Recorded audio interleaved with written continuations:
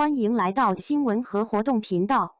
请订阅和分享已更新有关当今最着名明星的最新信息。奔跑吧导演操作再次翻车，周深高情商圆场，化解修罗场尴尬。真人秀节目《奔跑吧113》自打播出以来，所有出圈话题都出自优质偶像周深的高能输出中。第5期节目中，不论是完成高难度任务，还是做各种奇葩游戏，都会毫无偶像包袱的把自己最真实的一面展现给镜头前的所有观众。就拿节目尾声进行的水球竞渡来举例，明明不是自己擅长的领域，却还主动站出来发起挑战，勇于突破自我，踏出舒适圈的精神，不仅彰显了自己的敬业精神，还让万千路人观众感受到了他的团魂。光是这2点就值得当下很多年轻人向他学习。而在主线任务寻找荔枝人卧底中，全程反转不断，深深因选了3人房间荔枝被偷吃，成为了众人怀疑的对象。游戏结束，开始复盘时，孟子义再次把焦点转移到了深深的身上，直言：“我现在要和周深分开。”给出的理由是，只有这样才能验证他自己是好人。深深是有荔枝瘾的人，难怪网友都说孟子义全程智商不在线，怀疑深深可以，但他给不出任何可以站得住的理由，而且说辞也很牵强。在没有搞清楚到底谁是真正卧底的情况之下，就妄下定论，直接定义深深的身份，这点给人感觉非常不讨喜。面对孟子义的指证，深深显得非常冷静，当着全员的面给出了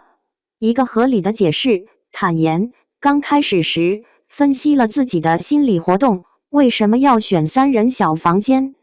原因很简单，是因为深深太想证明自己是好人了，一开始就想往3人间钻，但忘了这个游戏需要用3人的房间来把卧底揪出来，没有意识到这一点，再加上自己没有任何上帝视角，没有途径来分析其他人的身份，所以才会发生接下来的一切。最后补充，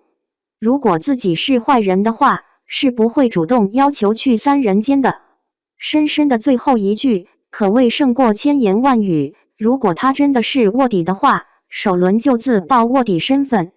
这样的话只会让自己陷入一个更深的僵局。搞笑的是，深深如此严肃的在为自己澄清，结果却被北京大妞宋雨琦听成了一段说唱稿的深深哭笑不得。张真源还不忘补刀，来了一句：“如果深哥是卧底，我就1年不跟他说话。”无形当中给深深施加了巨大的压力，只能说兄弟团成员越来越会玩了。随后，从开始就拿好人牌的宁静忍不住发言：“为什么不抓一个去3人房间，把卧底揪出来呢？现在又要换人，很可能会一个都找不到。”个人觉得宁静说的很有道理，既然孟子义和深深都很有把握，直接验证就可以了，没有必要再纠结其他事情，更何况已经最后1轮了，再找不出的话，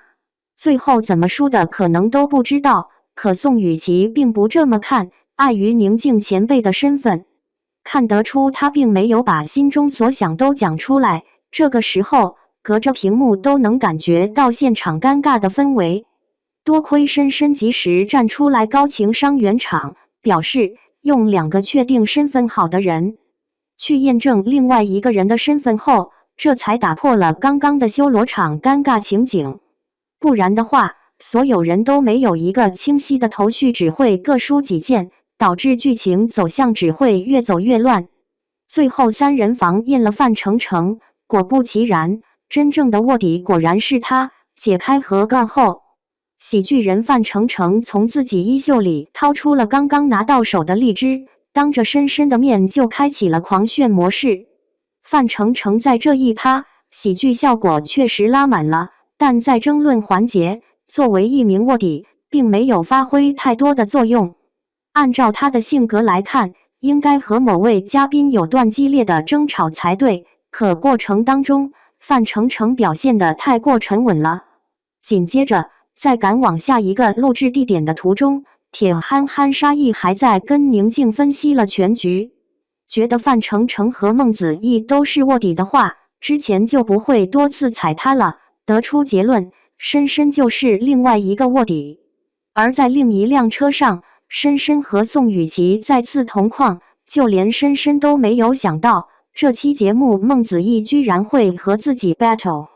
玩到收官。就像宋雨琦所讲，就看谁能争夺大家的信任了。最后一轮游戏，目不暇接。接力赛分成2队进行，每队各派1人，找到对应的看图点，利用3秒的时间来记住图中展示出的信息，然后迅速跑回答题点，进行回答问题。范丞丞、张真源、李晨、宁静、深深一组。深深第2回合出发，节目组主打一个逆向操作，问的问题永远都是嘉宾意想不到的，而且只要打错再回来就会换成另外一个问题。给出的图片为京剧演员，要求深深做出图中紫衣服的演员所做的动作，答错之后深深1秒都没耽误。重新开始后，问题变成了几个人系了红色腰带，深深没有半点犹豫，直接答出2个。讽刺的是，导演组的人业务能力太差，当深深喊出答案之后，看着图片居然还说回答错误。正当深深要跑开始时，又改口称回答正确。节目组距离上次翻车连1期节目都不到，进行撕名牌时，没等兄弟团真正热身，就被马伯骞、李晨结束了游戏。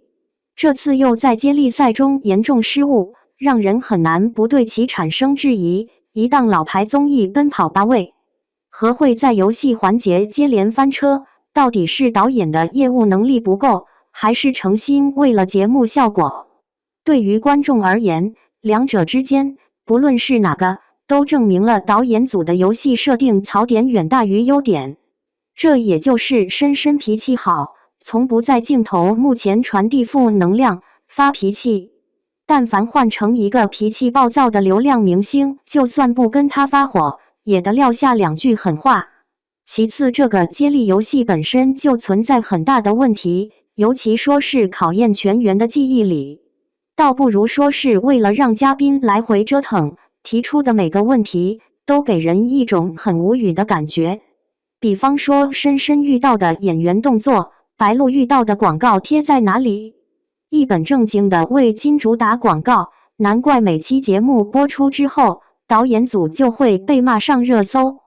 观众如果不是为了看深深、白鹿、宋雨琦等人，仅凭节目组的自身力量的话，可能连个热搜都混不上。最后孟子义和深深2人之中，卧底果然是孟子义，疯狂甩锅深深，演技堪称影后级别，等于玩了半天，只有深深一个人玩明白了这个游戏。为了让大家看懂主线剧情，结尾时还特意把之前的情节通过闪回来放了一遍。